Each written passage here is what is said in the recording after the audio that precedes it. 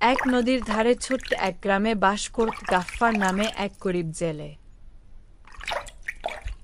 সে প্রতিদিন ভোরে নদীতে মাছ ধরতে যেত এবং সেগুলো বাজারে বিক্রি করে কোনোমতে সংসার চালাত।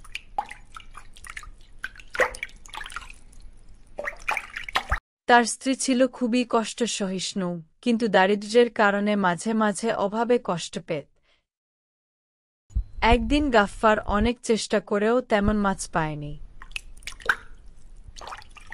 সন্ধ্যা ঘনিয়ে এলে সে হতাশ হয়ে নদী থেকে জাল তুলল, কিন্তু জাল ফাঁকা নাই। তাতে ধরা পড়েছে এক বিশালাকার পেত্নী। তার লম্বা কালো চুল, বড় বড় চোখ আর মুখে অদ্ভুত এক ভয়ঙ্কর হাসি। পেত্নীটি হেসে বলল, ভয় পেও না জেলে, তুমি আমাকে ছেড়ে দিলে তোমার উপকার করব।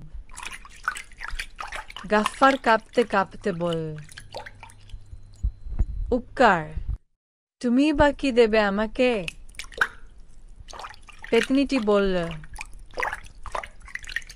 আমি তোমার 3টি ইচ্ছা পূরণ করব, তবে শর্ত একটাই, লোভ করতে পারবে না। গাফফার লোভী ছিল না।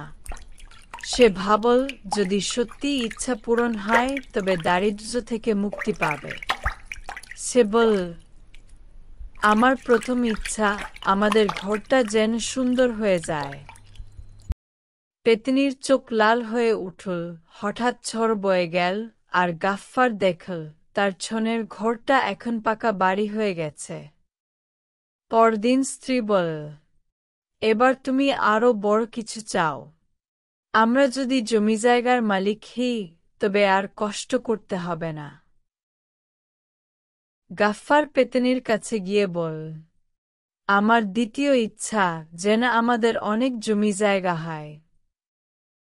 পেত্নী আবার হেসে উঠল, আর পরক্ষণেই গাফফার দেখল সে বিশাল জমির মালিক হয়ে গেছে।